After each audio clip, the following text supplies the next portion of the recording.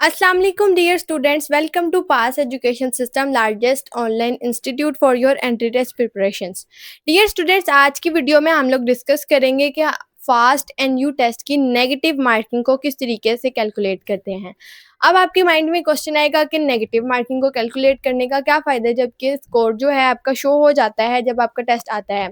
तो dear student, जब आपका रिजल्ट आता है, जब आप टेस्ट सबमिट करवाते हो, उसके बाद जो आपके सामने आपके सारे टेस्ट की परफॉर्मेंस आती है, तो उसके अंदर सिर्फ आपको यही शो किया जाता है कि उसके अंदर आपने कितने एमसीक्यूज ठीक किए, उनका स्कोर जो होता है वो आपको शो होता है। नेगेटिव मार्किंग को कंप्यूटर कैलकुलेट करके आपको नहीं देता, वो आपको खुद करनी पड़ती है। तो वो आप किस तरीके से करेंगे, क्योंकि जो आपका स्कोर कंप्यूटर पे शो होता है वो आपका एक्चुअल स्कोर नहीं होता।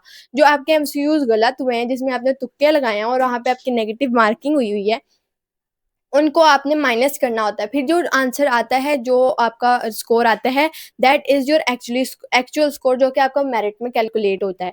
ठीक है? तो आपकी आज की वीडियो में आपके साथ मैं यही डिस्कस करूँगी। ठीक है? इससे पहले डियर स्टूडेंट्स, आपके साथ एक इम्पोर्टेंट अनाउंसमेंट शेयर करनी है कि हमारा बैच 6.0 जो इस वक्त रनिंग में है, इसके अंदर आपको फास्ट एंट्री टेस्ट की प्रिपरेशंस एक्सक्लूसिवली करवाई जा रही है, क्योंकि आपको पता है कि फास्ट के एंट्री टेस्ट पैटर्न में आईक्यू का पोर्शन भी ऐड है और बेसिक मैथ्स अलहदा से है, एडवांस मैथ्स भी है।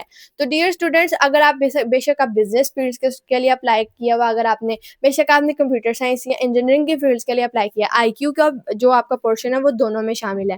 तो डियर स्टूडेंट्स, अगर आप लोगों का जो हमारे बैच के अंदर आपको आईक्यू के लिए अलहदा से क्लासेस कंडक्ट करवाई जाती हैं, तो उसके अलावा डियर स्टूडेंट्स, अगर आप लोग हमारे रेलिवेंट सिलेबस की बात करें, जो हमारी प्रिपरेशंस होती हैं वो इतनी रेलिवेंट होती हैं कि आप हमारे रिजल्ट्स देख सकते हैं। हमारे 2024 के बैच में 570 स्टूडेंट्स फास्ट के अंदर सेलेक्ट हुए थे। उसके अलावा कुछ स्टूडेंट्स जो हमारे यहाँ पे टॉपर्स स्टूडेंट्स हैं, जिनका हाईएस्ट एग्रीगेट था और उनका फास्ट इस्लामाबाद मेन कैंपस में, जिसका हाई मेरिट होता है बहुत ज़्यादा, वो भी कंप्यूटिंग फील्ड में उनके एडमिशन हुए हैं। आप देख सकते हैं 90.84 पे हमारी एक पोजीशन है, उसके बाद 87.30 पे हमारा एक टॉपर है, फिर 87.17 पे एक टॉपर है, फिर उसके बाद 85.79 पे एक टॉपर है। तो डियर स्टूडेंट्स, अगर आप लोग बैच 2025 के टॉपर्स बनना चाहते हैं, तो आप लोग हमारा बैच लाजमी ज्वाइन करें, आपके लिए हाईली रिकमेंडेड है। हमारे बैच को ज्वाइन करने के लिए और बैच की डिटेल्स देने के लिए आप हमारे दिए गए व्हाट्सएप नंबर, जो आपको इस वक्त स्क्रीन पे शो हो रहा है, 0304 066600 पे कॉन्टेक्ट करके आप हमारे बैच की डिटेल्स ले सकते हैं। अब डियर स्टूडेंट्स, बात करते हैं सबसे पहले फास्ट यूनिवर्सिटी के टेस्ट पैटर्न की। तो टेस्ट पैटर्न के अकॉर्डिंग जो आपका इंग्लिश का पोर्शन होता है, बिजनेस फील्ड्स के लिए आपका इंग्लिश का जो पोर्शन है उसके अंदर 10% आपकी इंग्लिश होती है, ऐसे writing 15%, analytical skills and IQ 25% और बेसिक मैथ्स जो है ये होती है आपकी 50%। और जो आपकी कंप्यूटर साइंस और इंग्लिश है, उसके अंदर आपकी इंग्लिश के 10% होता है, ऐसे राइटिंग आपकी कंप्यूटिंग साइंस एंड इंजीनियरिंग में नहीं होती है। 20% आपके आईक्यू या एनालिटिकल स्किल्स के होते हैं और 20% आपका बेसिक मैथ्स होता है, और आपकी एडवांस मैथ्स होती है 50%। ठीक है? अब इसके अकॉर्डिंगली आपका आपका सामने एक रिजल्ट आता है।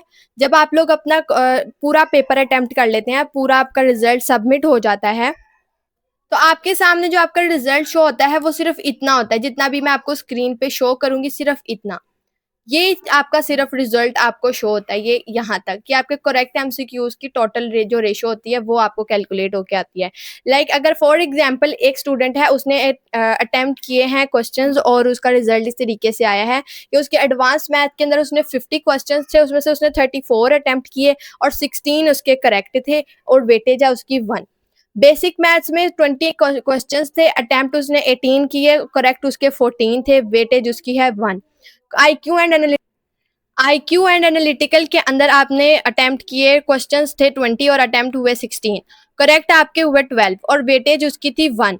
और उसके बाद आपके इंग्लिश के 30 एमसीक्यूज थे और आपने अटेम्प्ट भी टोटल 30 ही किए और करेक्ट एमसीक्यूज थे 18 और उसकी वेटेज थी 0.33%।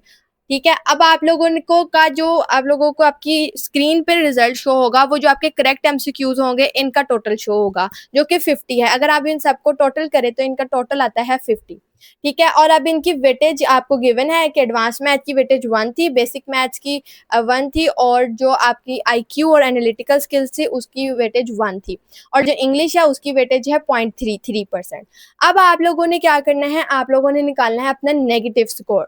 जो आपकी नेगेटिव मार्किंग हुई है। अब देखें आपने अटेम्प्ट कितने किए थे, 34, और करेक्ट कितने हुए, 16। तो इसका मतलब 34 में से 16 माइनस आपके इनकरेक्ट कितने हुए, 18। अब इसी तरीके से जब आपके 20 क्वेश्चंस थे उसमें से आपने 18 अटेम्प्ट किए, 14 करेक्ट हुए, तो आपके इनकरेक्ट कितने हुए, 4।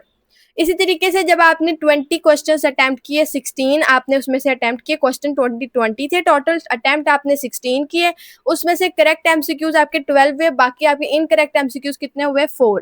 ठीक है। अब ये आपके आगे जो बेसिक मैथ्स और ये एडवांस मैथ्स और IQ and analytical skill, English को मैंने अलहदा क्यों किया और इसका टोटल अलहदा क्यों किया, ये मैं अभी आपको बताती हूँ। फिलहाल आपने इसी तरीके से करना है। अब इंग्लिश के अंदर आपने 30 अटेम्प्ट किए थे और 18 आपके इनकरेक्ट हो गए, और इसकी वेटेज है 0.33, और उसके बाद ये जो इनकरेक्ट हैं इसमें से 30 में से 18 को आप माइनस करेंगे, अटेम्प्टेड माइनस करेक्ट को करेंगे, तो आपके पास इनकरेक्ट का आंसर आएगा। ठीक है। तो इसके अकॉर्डिंगली आपके 12 एमसीक्यूज इनकरेक्ट हुए हैं। ठीक है। अब जो आपके इनकरेक्ट एमसीक्यूज हैं वो हैं आपके 18 प्लस 4 और प्लस 4, ये आपके टोटल आएगा 26 एमसीक्यूज आपके गलत हुए हैं। ठीक है। अब इन 26 आपने इनको नेगेटिव स्कोर निकालना है इन तीनों का। अब देखिए जो आपकी जिनकी वेटेज 1 है ना, उसके अंदर नेगेटिव मार्किंग आपकी होगी 0.25। ठीक है। तो अगर अब आप लोग जितने भी इनकरेक्ट एमसीक्यूज हैं उनका सम कर लें, उसको मल्टीप्लाई कर दे एक उसकी वेटेज के साथ, और उसके साथ उसको मल्टीप्लाई कर दे उसकी नेगेटिव मार्किंग के साथ, आपका ईच एमसीक्यूज जिसकी नेगेटिव मार्किंग होती है वो आपकी होती है 0.25। यानी कि एक एमसीक्यूज अगर गलत हो रहा है, यहाँ पे एक अगर उसके एक मार्क्स है एक एमसीक्यूज का, तो एक एमसीक्यूज गलत होने पर आपके 1.25 माइनस हो जाएंगे। ठीक है। और अगर आपका एक सही हो रहा है तो आपको 1 पॉइंट मिल रहा है। ठीक है। तो अब आप लोगों ने क्या करना है, अब आपके सामने मैंने एक फॉर्मूला मेंशन कर दिया। अब ये सिर्फ इन तीन के लिए है, advance math, basic math, IQ, क्योंकि इनकी वेटेज 1 है, तो वेटेज 1 मल्टीप्लाई बाय 0.25 करेंगे तो ये तीनों का आंसर आएगा 6.5।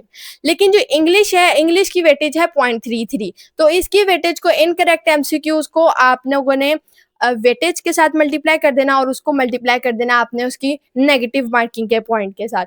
तो इस तरीके से आपकी नेगेटिव मार्किंग जो हुई है वो इंग्लिश के अंदर 0.99 है और 6.5 है इसकी बेसिक मैथ, एडवांस मैथ और एनालिटिकल स्किल्स की। ठीक है। इस तरीके से आपका टोटल स्कोर जो बना, नेगेटिव स्कोर जो बना वो बना 6.5 प्लस 0.99, तो इस तरीके से ये आपका बना 7.49। ठीक है। ये आपका नेगेटिव स्कोर आया और ये आपका वो स्कोर है जो आपके करेक्ट एमसीक्यूज थे। अब आप लोगों ने क्या करना है, इसके अंदर से जो आप लोगों का ये आपका स्क्रीन के ऊपर जो स्कोर शो होगा ये वो स्कोर है, और ये नेगेटिव स्कोर जो अभी आपने कैलकुलेट किया है। ठीक है। अब इसके बाद आप लोगों ने क्या करना है, इसके अंदर से सिंपली आपने 50 को 7.49 में से माइनस कर देना है। तो अब आपका जो माइनस करके आंसर आएगा वो आपका आया था 42.51। और उसके बाद आप लोगों ने क्या करना होता है, जब आप लोगों ने अपना एग्रीगेट कैलकुलेट करना होता है, एग्रीगेट के अकॉर्डिंग आपको फास्ट का जो स्कोर होता है, जो आपका टेस्ट का स्कोर होता है वो 50% कैलकुलेट होता है। तो अगर आप 50% की को फ्रैक्शन में कन्वर्ट कर ले तो वो 0.15 हो जाता है, 0.5 हो जाता है। तो आप सिंपली क्या कर लेते हैं, जो फिर आपका ये स्कोर हुआ होता है इसको माइनस करके 50 माइनस 7.49 जो स्कोर है आपका 42.51 आया, उसको आप डिवाइड कर देते हैं 2 से, या मल्टीप्लाई कर ले 0.15 से, 0.5 से, वो आपका आंसर यही आएगा। 50% मतलब के हाफ, जो आपका जितना टोटल स्कोर है उसका हाफ आपका कैलकुलेट होगा एग्रीगेट में। तो 42.51 को डिवाइड किया 2 से तो आपका एग्रीगेट निकला 21.255।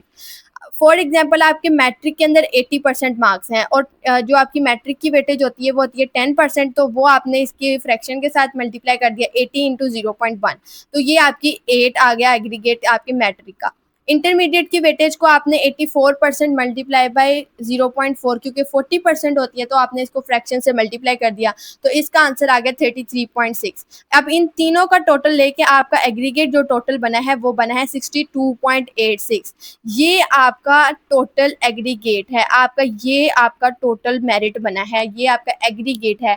ये वो परसेंटेज है जिसकी परसेंटेज की बेसिस पे आपने देखना है कि आपका नाम मेरिट लिस्ट में आएगा या नहीं। ये बहुत कम स्कोर स्कोर है फास्ट के लिए, जिस स्टूडेंट का इतना एग्रीगेट आ गया वो कंप्यूटिंग फील्ड्स के लिए बिल्कुल भी जो है उसको सेफ स्कोर नहीं है, उसको बहुत मुश्किल है कि इसमें एडमिशन मिले। तो डियर स्टूडेंट्स, आप लोगों को हाईली रिकमेंडेड एडवाइस है कि आप लोगों ने नेगेटिव मार्किंग से जितना हो सके बचना है, ठीक है।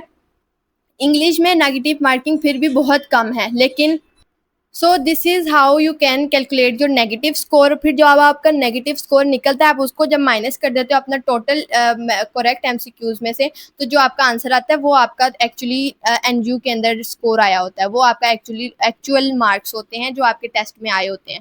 आपने उन्हीं मार्क्स को जो आपने नेगेटिव स्कोर को माइनस करके आपने निकाले होते हैं, सिर्फ वही मार्क्स आपके वेटेज के अंदर जाते हैं, उसकी मेरिट की वेटेज के अंदर जाते हैं। तो डियर स्टूडेंट, आई होप कि आप लोग अंडरस्टैंड कर गए होंगे कि how can you calculate the negative score for fast marking. ये आपके लिए इंतहाई इंपॉर्टेंट था। अगर आप लोग जब टेस्ट दे के आएंगे, अगर आपने ये वीडियो देखी होगी, आप सिंपली घर आकर जब आप वापस आकर अपने टेस्ट के जो भी आप स्कोर देख के आए होंगे उसके अकॉर्डिंगली आप अपने जो मार्क्स हैं उनको कैलकुलेट कर सकेंगे। अगर आप चाहें तो इसका स्क्रीनशॉट भी ले सकते हैं, स्क्रीनशॉट लेके इसको सेव करके रख लें। आप लोग अगर आप इसको कैलकुलेट करना चाहें आफ्टर योर टेस्ट तो आप कर सकते हैं। बहुत इजीली मैंने कैलकुलेशंस आपको बताई हैं।